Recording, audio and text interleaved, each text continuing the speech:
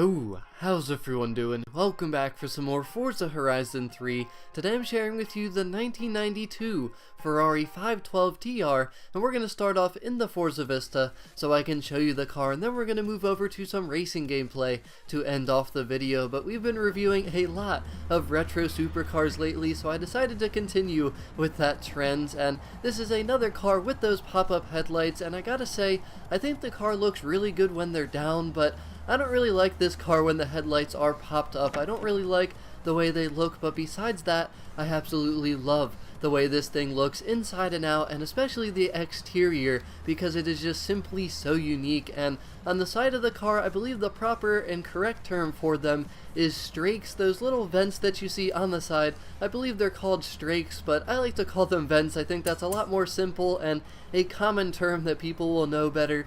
And it's just such a unique feature. I mean, basically, air passes through there, and then there's more vents on the back of the car where the air exits. So just a cool setup, and it's so unique because those vents are almost, I'd say it takes up about 1/3, maybe 1/4 at least, of the car, just the way they look. And this car comes with an F12 motor, a flat 12, which is also very cool. 5-speed transmission, and like I said, just such a unique car, and I really appreciate what this thing is, just because it's something different that you don't see every day for sure. But let's talk about the performance of this thing. It's another rear-wheel drive car near the bottom of the A-Class, I guess kind of close to the middle of the A-Class, and like I mentioned, it's a retro supercar, so these things have actually been a ton of fun to drive. And one thing to keep in mind in the Forza Vista, to pop the front of the car, you are going to need to put the headlights down, or otherwise that feature will not be available. But in terms of performance, I mean, it's a good car, but it's not great. It's not perfect.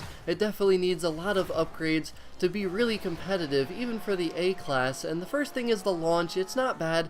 I mean, first gear's pretty long. You do get some wheel spin, but it doesn't feel all that fast. It does feel a little bit sluggish, but it's not awful. You don't feel like you have no control. You're not going to be fishtailing, so overall just an okay launch. Not great, doesn't suck, so it's kind of somewhere in the middle. But the acceleration feels okay on this car. It's not super fast, but it is, you know, it's quick. It's not slow by any means, but it doesn't feel fast like some cars can in the A-Class. And the braking has to definitely be the worst part of this car. The braking distances are not very good, and I always felt the need to brake way early because I knew if I didn't, I would end up in the wall. This thing really will just keep on sliding straight forward for a very long time if you don't brake in time, so that's the main thing that you have to focus on. Now, the grip, overall, it's not bad, but it's not as good as I was expecting. I mean, 58% of the weight is in the back of this car, partially due to the mid to rear placement of the engine. But even with that, this car's grip still is not perfect. You still need a lot of control, and that's one negative about it, because it weighs 3,700 pounds and 58% of the weight is in the back, so the grip not being good is definitely a downside, because it seems like it should be for some reason, but it's really not. That's definitely a negative, and you have to have a lot of throttle control and make sure that you're in the right gear, make sure that you brake in time, or else you're going to be slipping and sliding all over the place. So definitely probably going to want to put tire upgrades. I would do a weight reduction on this thing and certainly upgrade the brakes, because those are all things that really do need work. But the top speed is over 200 miles per hour, which is absolutely perfect for an A-Class car. That is very good, not an issue at all. And it's a 5-speed transmission, like I'm pretty sure I mentioned. The gears are all pretty long. It does shift slow, so maybe a clutch upgrade, but I do like the gearing ratios. I think they feel good, and overall, I enjoy driving this car, but I can't say that it's top tier. I can't say that it's very good,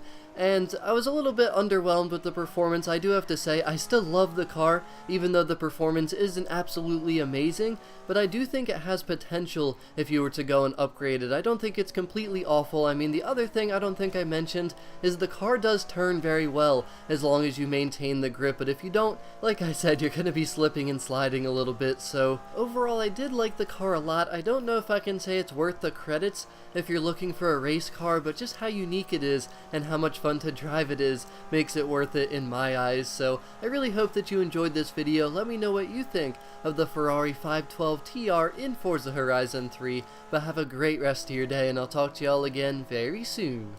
Peace out.